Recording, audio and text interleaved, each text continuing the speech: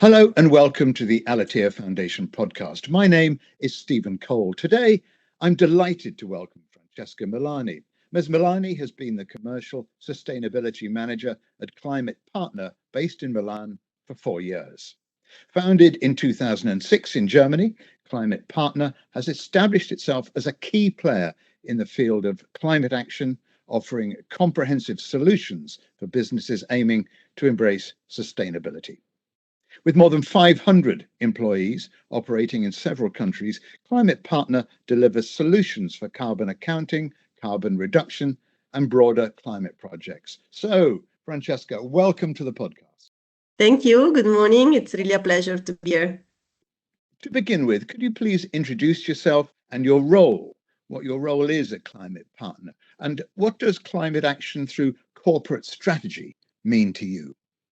Yeah. As you mentioned, my name is Francesca Milani, and I work as a commercial sustainability manager. ClimatePartner is a company with over 20 years of experience in supporting business towards sustainable climate action. Our core focus is carbon, so we support companies in navigating through the complexities of the carbon emission accounting, mainly with 4 steps. So starting with the carbon footprint to identify the main hotspots of emissions. We develop effective reduction strategies and integrate them into the long-term sustainability business plans. Companies can contribute to climate projects while they are busy reducing their emissions, and we also support them in communicating transparently. We also believe a lot in education, so we promote a lot education on climate action for employees or suppliers through webinars or dedicated workshops. So that's a major role because you're basically holding business hands and guiding them through the entire sustainability process. What does climate action through corporate strategy, though, mean to you? Climate action, it's something that I like supporting companies to integrate it into their strategies. It's how we support to integrate into the global strategy the carbon emissions as well. So at the moment, carbon, clearly is not the only topic when you talk about sustainability, but it's one of the major ones. And we think that through the support of starting measuring and defining reduction strategies, you can really define a better direction for the company that also takes into consideration the environment and the planet itself. So why is it, do you think, so important today for companies to proactively engage in climate action? It's important for a lot of different reasons. There might be some more financial driven. So, for example, banks at the moment are giving better credits if you have a sustainability strategies. Consumer usually, despite the inflation and now it's kind of weakened, their purchase power is also a main driver for them. I would also say that a company that has sustainability or carbon strategies within their purpose can attract better talent, or especially the young one that I think are extremely important because they can bring a more open mind and innovative point of view on the business. I would say there could be also some more government related push. I'm not sure at the moment because within the Trump administration and the omnibus in Europe, we have seen a lot of step back on that, but still is somehow maybe too much compliance driven, but it still remains a big push for companies to do that. So you have to consider regulation and, as you sort of hinted at, potential shifts in global policy too. In your professional experience, what are the principal structural changes that companies should be thinking about when designing and implementing a climate strategy? Well, I think that the main structural changes are first cultural and governance related. So, as I mentioned at the beginning, sustainability must be embedded into the company strategy and into the daily operation, and cannot remain as an isolated department. And it's something that I think we are in the transition phase now, but we still see a lot of sustainability department that they kind of work on their own, while the rest of the companies does not integrate them. And I think in the future, I would expect every single marketing manager, commercial manager, or in people involved in other functions, that they embed sustainability in their own roles. So I expect something to be even more included in the company strategy. Yeah. When business sectors or industries begin this journey, what are most likely are they to be most effective by these transformations? So which business sectors or industries are likely to be most affected? I think actually all. I mean, we talk a lot about energy, but there is also agriculture that needs a massive change, fashion, transport. So I think all these big sectors that are probably more under the radar, because they're amongst the most polluting one, can have a better benefit from this. But I think in general, all the companies, and the more that I work with companies, especially we work with a lot of small and medium enterprises, the more I see the whole supply chain is getting a role into this transition and transformation. So there might be multiple suppliers of the energy companies or the fashion companies that start taking action, and not necessarily they are part of this sector, but we see a virtuous cycle that is developing, and we hope that is going to take over in the future. Is the energy sector at the forefront of corporate climate strategy initiatives? Well, the energy sector at the moment is one of the most important one to decarbonize. So for sure, there is a lot of focus on them. Yeah, that for sure. We see a lot of happening. I think the main issue for the energy sector is still the lack of scalable solution and innovative solution that are more that have less impact on the environment. And I think this is the main goal that everybody's waiting for, to see a real transformation within this sector. At the beginning, Francesca, you talked about guiding companies through the sustainability process, and you mentioned carbon measurement, which must represent a considerable challenge for many medium-sized companies. How do you support your clients in accurately assessing their carbon footprint, particularly when complex supply chains or international operations or all scopes of emissions are involved? Yeah, I mean, that's definitely one of the main challenges, and we see especially the small companies that most of them they're afraid of not having enough information. So our role is more to ensure them and to educate the sustainability team or the teams that's going to be involved in the carbon accounting. Most of the problems comes when companies start tackling the scope 3 emissions, which are the emissions that, according to the greenhouse gas protocol, refers to the value chain. And here it's very difficult to collect information, because not all the, especially if the company is not very big, it's really hard to get information from your suppliers or from your clients. So we start with we support them in educating and understand that you can start with a carbon accounting even if you don't have all the information available now. And then it's a whole process. We call them like a journey. So for the first year, you start with the information you have. For the second year, you can start engaging with your suppliers or the other stakeholders. And then you can revise your systems as well in order to have a more granular information. So I think our role is more on assessing them how to start working, and then go hand by hand in the process. Once the emissions have been measured, which strategies, reduction strategies, have proven to be the most effective in practice? Well, reduction strategy is the most important, but also the most challenging phase.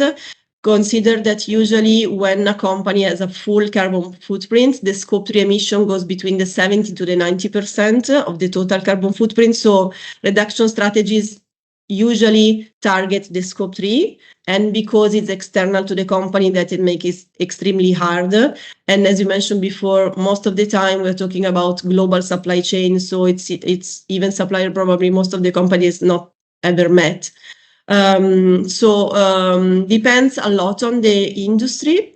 For example, for some manufacturers can be important to revise their raw materials and to integrate into their production some recycled materials. For others, it can be to revise the logistics system and maybe to engage some suppliers that already have electric vehicles within their fleet. So it depends a lot on the companies. It also depends a lot on the technology, as I said before. At the moment, transport is one of the hardest sector to abate emissions. And as long as we don't have enough electric vehicles or enough technology that allows the supplier to reduce their emission, that is going to be even harder for the companies engaging them. Yeah. Could you share some examples or best practices you've developed at ClimatePartner or in your previous professional experience? Yeah, we work with some, for example, some logistic companies, and we're supporting them in finding new ways to decarbonize their fleet. In this case, there was some major issues regarding the lack in the market of electric trucks. So for them, we define a lot of different strategies that they could pick from, and then with them we work together with the financials in order to assess which one was feasible from a financial point of view, because that's the other issues for companies, like to find the money to integrate reduction strategies, because usually they always represent an investment for the company. I wouldn't say a cost, but an investment for sure. And we work together to create and to plan for a more sustainable fleet for the next years. So how can companies contribute beyond the reduction of their own carbon footprint? Oh, that's a very interesting topic. We just launched a campaign in ClimatePartner that is called The Whole Job, that consider and try to raise awareness of the importance and contribution. For sure, reduction is the most important part, and companies need to reduce. But the studies shows that while companies reduce their emission and until they achieve net zero, they're gonna still emit 15 times their actual carbon footprint. So there is a massive amount of emissions that needs to be reduced and taken out from the atmosphere. And contribution projects, so invest in projects that look for nature, for example, reforestation, can have an important role into this part of the transition for the achieving the net zero. So there is a lot of companies currently integrating this contribution into their own strategies. It can be done more on a let's say with a marketing point of view, so that you still do it, but you have a nice storytelling to tell to your clients. But also I would say a lot of companies do it and they don't even declare it, but it's still an activity that remains important. We see the awareness on carbon project is increasing, and what we also want to push is to invest in more quality projects, because at the moment, for sure, there are tons of carbon credits on in the market, and I think it's important to educate the clients to look for a quality project and project that can really make a difference, and not only for the environment but also for the social aspects. Most of the projects are always linked to the SDGs, the Sustainable Development Goals, and they are a very strong eye for the social aspect. Have you observed any changes in corporate approaches in this atmosphere of shifting US climate policies and the European Union's evolving, I think it's fair to say, regulatory framework, or the broader decline in international cooperation on the green agenda, green initiatives? Well, we have seen for sure the Trump administration omnibus in Europe. They have created a wave of uncertainty, and usually business doesn't work well with uncertainty, I would say. What we have seen it's that the private sector, it's actually pushing and keep pushing for the transition. So most of the companies, even in Italy, in front of the omnibus regulation, they ask for the government, please don't stop now, because we have made already so many efforts towards the transition. So we see, and I'm actually I really hope that it's gonna be the direction, because for sure removing investment, as the US is doing, from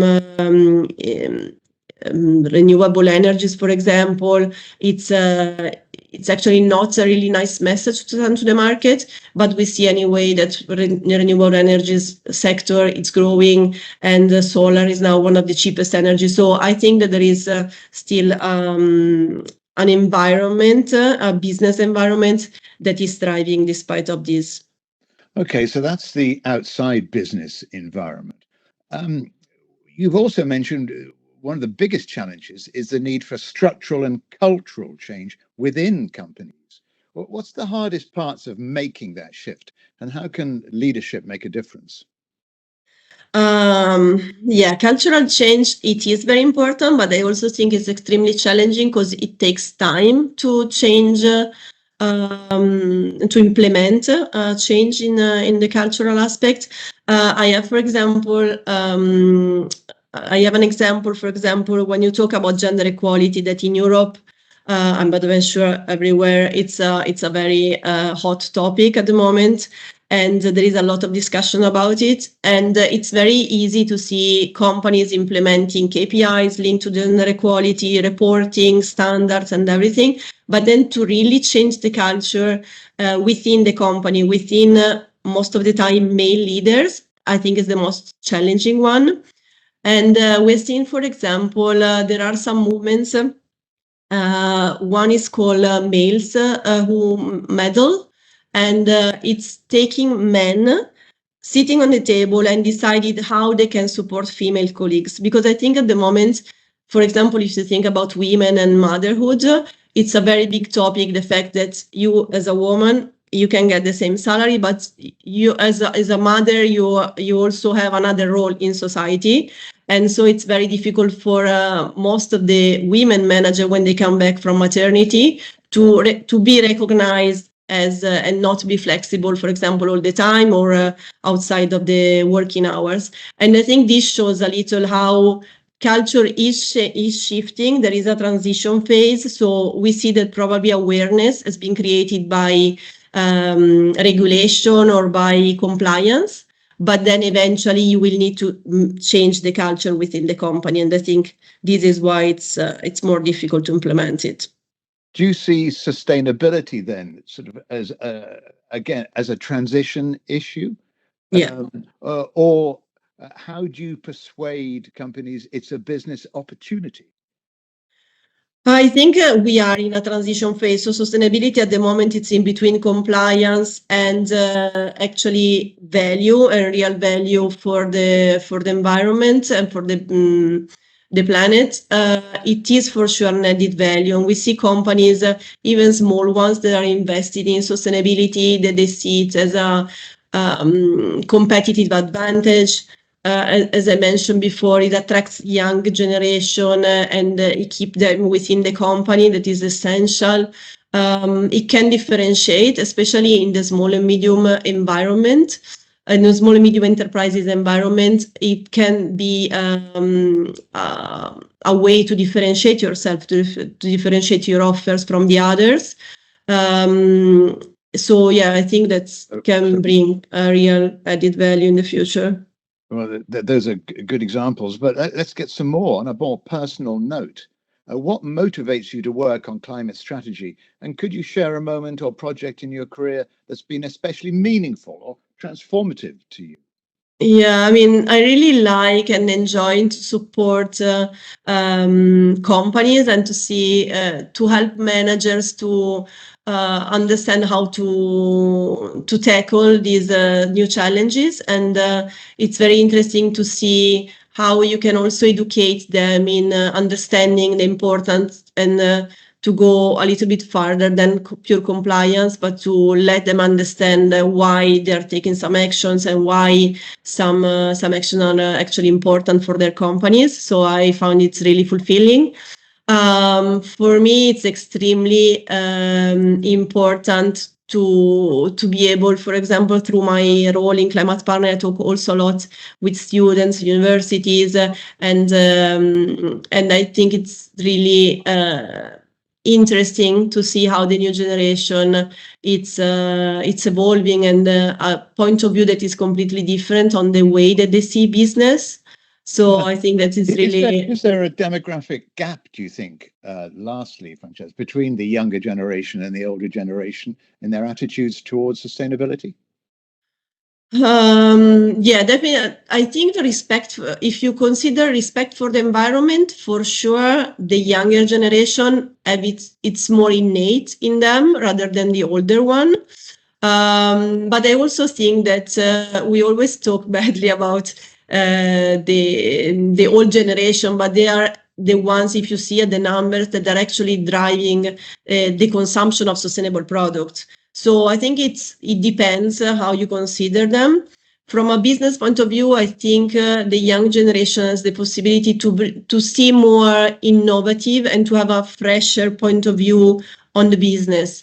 And for sure, when you grow up and when you are when you're seeing a specific way of doing business, and that's the only one that you've seen, it's very difficult to change and to make this change in your, as I was saying before, a cultural shift. While the young one, probably they have it already innate in them. So I think that it's a massive power that they have on the new way of doing business. Francesca, that question and your very diplomatic answer concludes our interview. On behalf of the Al-Attiyah Foundation, I'd like to thank you for joining us today and providing our listeners with your very valuable insights on carbon accounting and carbon reduction projects at ClimatePartner. The Foundation looks forward very much to continuing this conversation with you soon. Thank you very much. It was my pleasure. You're most welcome. And thank you for listening. A new Al-Attiyah podcast will be released in the coming weeks. But for now, from me, Stephen Cole, and Francesca, it's goodbye.